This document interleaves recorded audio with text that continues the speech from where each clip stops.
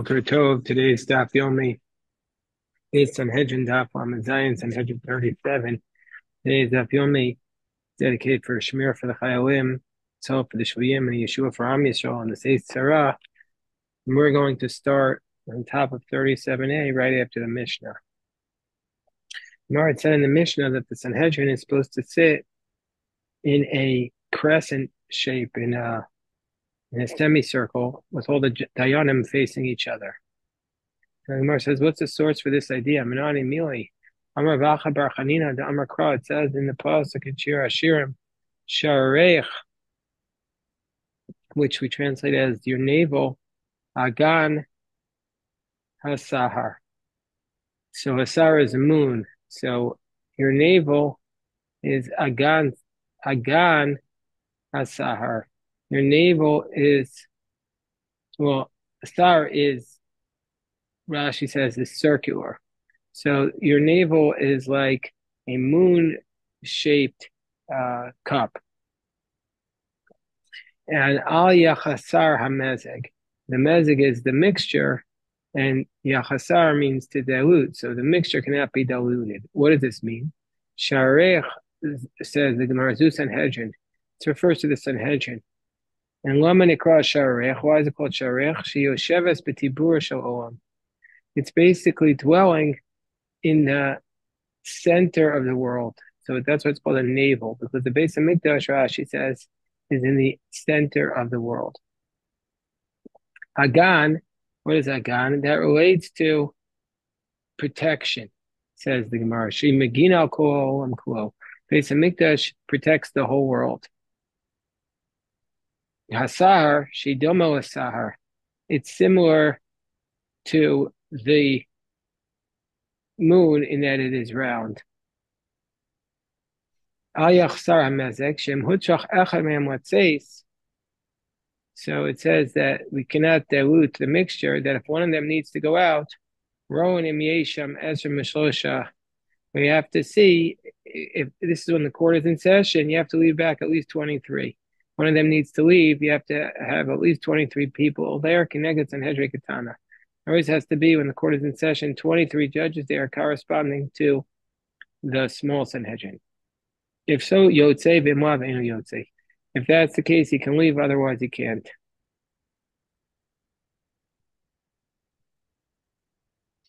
$23 is a third of 70, Rashi says. So it says in the continuation of that pasuk, but neich, that betneich arimat chitim, your stomach, your belly is a bundle of wheat. Ma arimat chitim. It's like a bundle of wheat. Hakol mimena. Everybody benefits from it. Of Sanhedrin, hakol mitamein. So to the Sanhedrin, everybody benefits from its logic, from its reasoning. Suga b'shoshanim, that this is surrounded or hedged in by roses, the fence made of roses. Meaning to say, what does that mean? Says the Gemara, shafilu kisuga shoshanim. Even if the fence was just fenced in by roses, meaning to say, lo yifratu bahem pratzot, there will not be any breaches. Rashi says, Komar ba'azara koah uba'avdala mu'etes, with a minor warning or a small or a minimal separation, they're still going to separate themselves from sin. And the Jewish people don't need a fence of stones to protect them. Because even if their only distance is even just a hedge of roses, they're not going to violate it. There was once a min who said to Rav Kahana, Amrisu nida shari liyachuda bahade gavra. You're saying that a nida, a woman who is a nida, a menstrual woman, is permitted to have seclusion with her husband. How can that be? Efshar eish bin ores. Is it possible that you can have fire on little chips and it won't grab hold of them? Meaning to say, how could he stay with her in the same place when she's a nida without sinning? Amarle, HaTorah idolenu. So Rav Kahana said, The Torah is the one who testified to us. Suga b'shoshanim, a hedge of roses. Shafil kesuga b'shoshanim, even if it's just a minor hedge like roses. Will you for two bahem periatos? There will not be a breach. Tosfos asked the question, why indeed is it permitted? Tosfos says the reason why one is permitted to have yichud with their wife is because since she will eventually become permitted, therefore the desire is not as strong. But if they've never been together, Tosfos says, then they can't have yichud. Hanu biryoni de'avi b'shivusa to Rabbi Zera. So there are these biryoni. Rashi says pritzim, these not good people, burim, like empty people, who were in Hanu biryoni. There were these biryoni who were in the neighborhood of Rabbi Zera.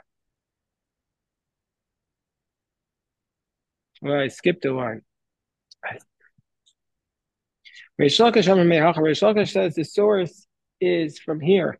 Kipelach harimon raktech. Your forehead is like basically the shell of a pomegranate, which means afilu reikanan shebacha, even the empty ones amongst you, malayim mitzvos karimon. The Jewish, even the empty ones are filled with mitzvos like a pomegranate. And Bizera says from here,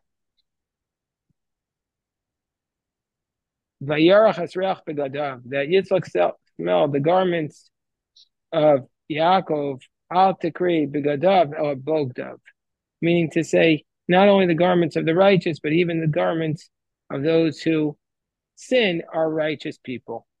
Hanu Biryoni, there were these pritzim who were Davi b'shivusa de Rabbi Zera, were in the neighborhood of Rabbi Zera, Davi Mekarivu. Rabbi Zera was bringing them closer to Hashem. But Kiyechi dinahadru, he wanted them dinahadru b'tiyuvta, he wanted them to do tshuva. Ravikapte Rabbanan, the Rabbanan didn't like that. Kinoach nafshe, the Rabbi Zera was going to die, he's about to die. These pritzim said, Ada ina avecharicha katin, sak shaka dave bayo and rachmi. Until now, there was the one whose thighs, the short one whose thighs were singed. He was davening for us. Hashtaman bayo and rachman. Who's going to daven for us? They thought in their minds and they repented. Rashi says why Rabbi Zera was referred to as the short one with burnt thighs. He was short, and his thighs were burnt.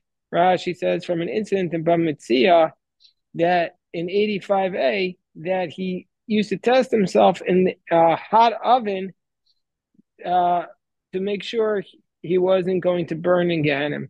And one day he burnt his thighs. Shalosh shuros. Now, in front of the Sanhedrin, way Rashi says that there were 3 rows, straight rows. Each row had 23 students in it. Amar Abaye Shema Mina Kinayed Kunaidi. And we understand from the Mishnah, now what happened is if one person would need to join the court, they would take the front student from the front row, and everybody else would move over one seat. And then from the second row, the front of the second row would now become the end of the first row. So Abaye says when one of them would move, all of them would move. The Gemara says, but why? At the guy who goes from the front of the second row to the end of the first row, he could say, Ada in obvious even the Beresha. Until today, I was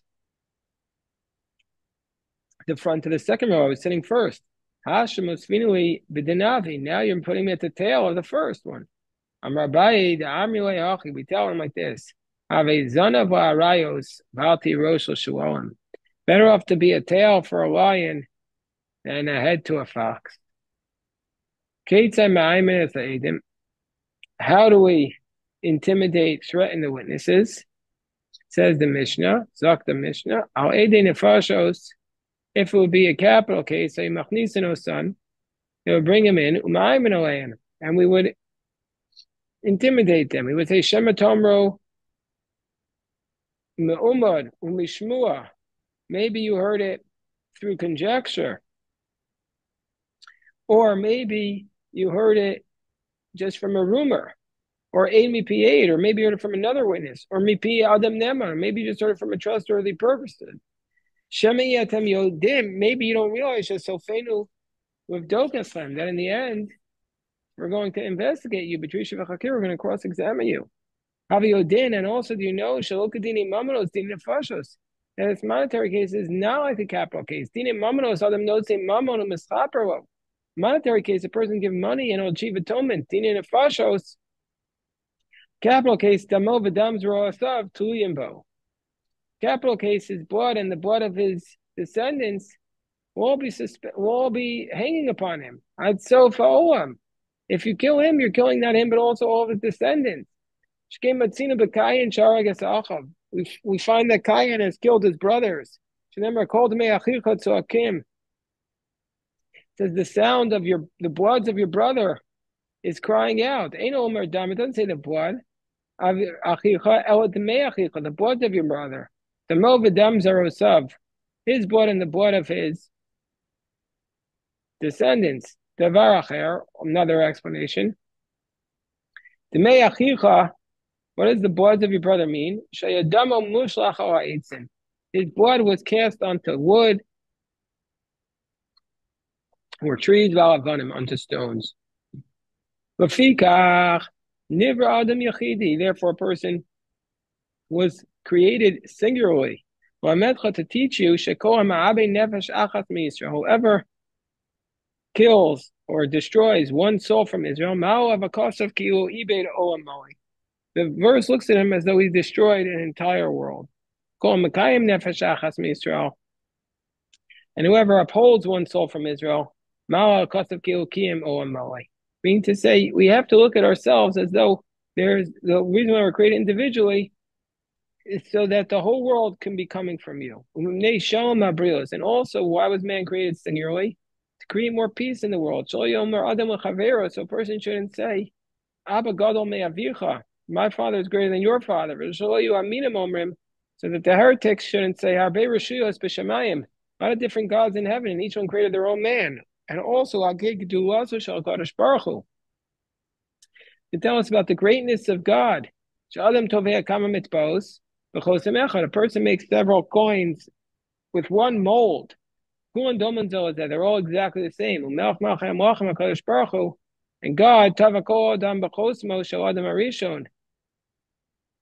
God makes everyone in the mold of Adam. But no two people are alike. Therefore, everybody needs to say,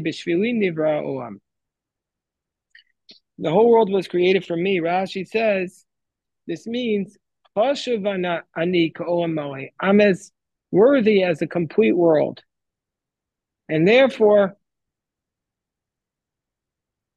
I'm not going to ruin the world with my sins. The whole world is dependent upon me. And I'll refrain from sinning. V'shema tomer, lest you say on the top of Lamed Zayin Amud Beis, ma'alanu u'atzarazo. So why do I need to testify at all? V'alo kvar nemar, you don't have a choice. It's an obligation to testify. V'u eid o ra'a o yada, and lo yagid. If you don't testify, you bear your sin. V'shema tomru, maybe you'll say, ma'alanu achov, I can't deal with the guilt of having this person put to death because of my testimony. When the wicked will perish, when the wicked will perish, there will be rejoicing.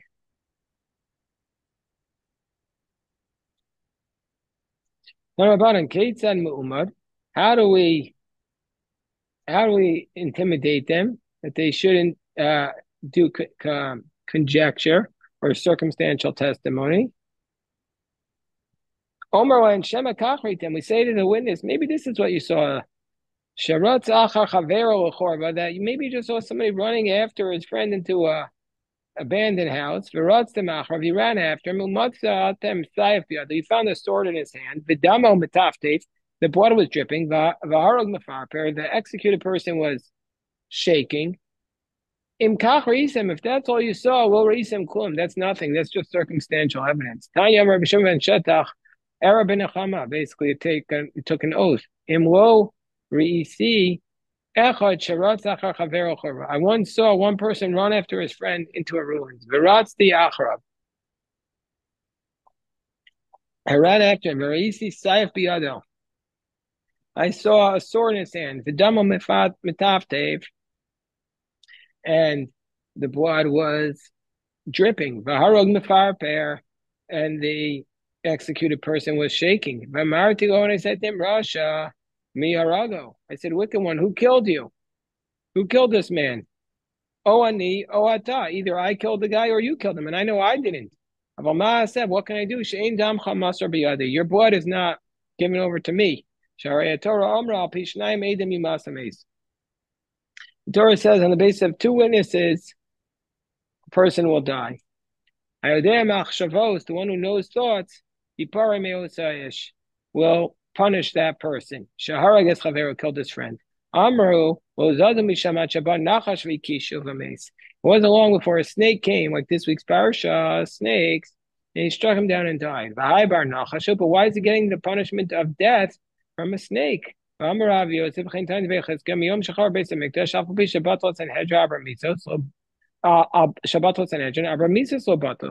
from the day the temple was destroyed, even though the Sanhedrin was destroyed, we still have executions the way of the Sanhedrin. The Gemara says, "Lo batul, the Sanhedrin." What do you mean? The four types of killing were not nullified. Batul, they were nullified. Eladin abra misas lo batul. The law of the four deaths were not nullified. Mishin is chayav skila, somebody who is liable for stoning. Oh, no felmanagag, either falls off the roof, or chaya dorasto, or wild animal tears him apart. The reason why it falls off a roof is that's how you do stoning. You first push him off the roof.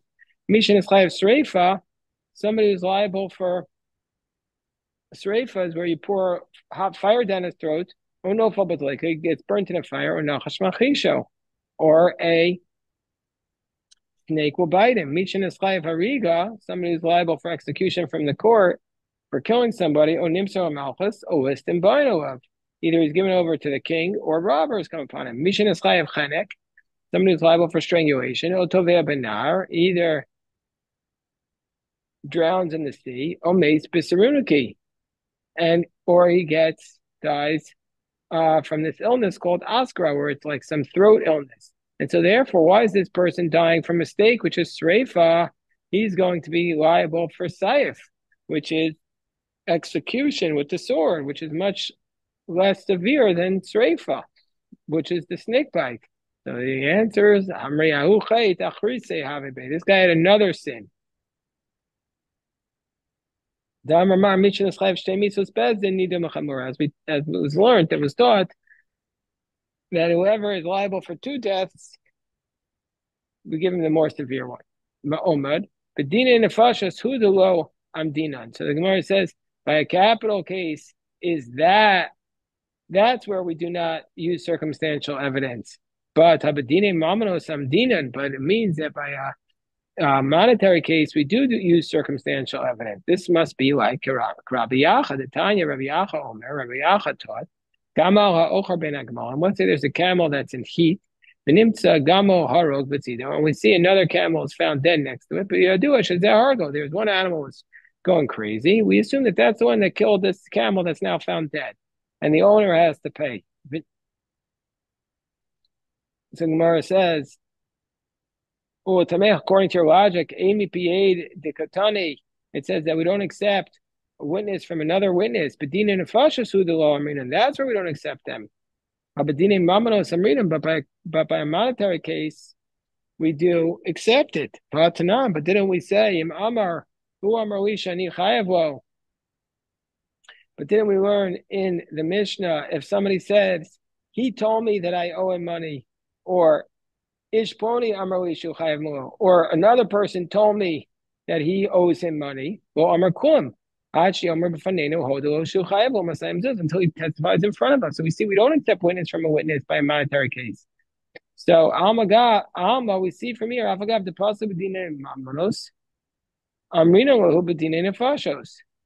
so don't we say from here,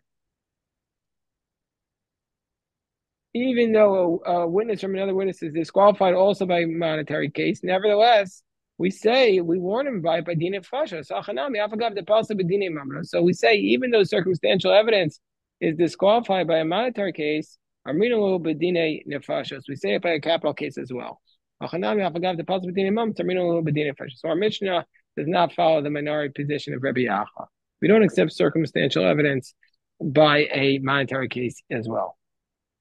And then we say to them on the bottom of 37b, we go into the Mishnah, you know that it's not like Dinah Mamonos, Dinah Fashos, because it's going to be, you're killing for generations. Amar Rav Yehuda Breder Bechia, it says, Dmei Achicha Melamich Asakayim Behevel Achiv Chaburos Chaburos. This teaches us that Cain made a lot of marks in his brother, Petzios Petzios. He made a lot of wounds.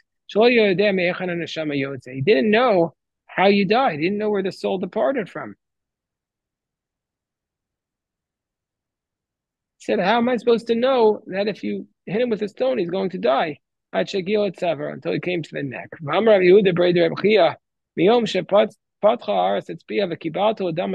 the day the earth opened up its mouth and received the blood of Havel, Shuvo Patra, never opened again. As it says, Miknaf Haaretz, it's Mirosh Shemanu Tzvila Tzadik.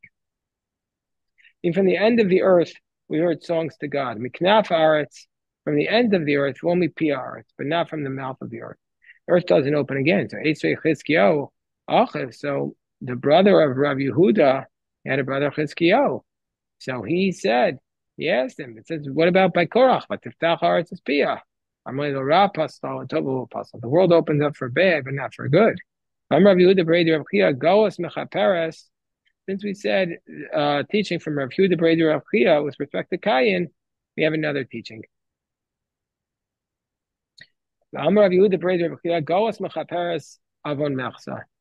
Exile is half of an atonement of this sin.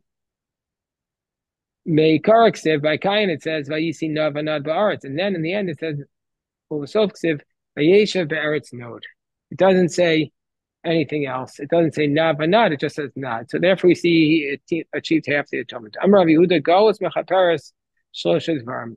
Exile atones for three things: for a sword, for famine, and for pestilence. Shenemar hayoshev ba'ir azos yamus b'charev. Who stays in the city will die by the sword. B'ravo v'dever. Va'yotze. But if you go out, v'nafal el meaning to say, if you leave and go into exile, then you're not going to have these punishments. It atones for these three things. Exile atones for everything, as it says. It says about Jeremiah, and where he testified about Yechaniah, he says, right, that this man Ariri will never be successful. Nobody from his descendants will ever be the ruler. Ubasar Degoa, but after he went to exile, and we see that the Goas atoned for him because he had a son and his children continued to rule. Asir, how does he get his name? Shebiarta imo bebeis asurin. Sheibraso imo bebeis asurin. His mother conceived him in prison. Shaltiel sheshetalo el. That God planted him in the womb of his mother. Shalokaderach. Hanishtoan, not like the other plantings. Gemiri she'ino ishmin taberis me'umad. We have a general rule that a woman does not conceive while she's standing. V'hina sabra me'umad, and she conceived while she was standing. Davar acher shaltiel she'nishal al alasoel. That God took an oath that Yechaniah never had have a son, but once he repented, God basically annulled the oath, and the heavenly court annulled God's oath. And when he had a son, he was called Shaltiel. It's Zerubbabel, Shenizra Bavel. He was conceived in Babylon. Amashmo. This is the son of Shaltiel. What was his name? His name was Nehemiah ben Chakra Yeshmo. His name was Nechem. I will stop here. It's a beautiful, beautiful daf.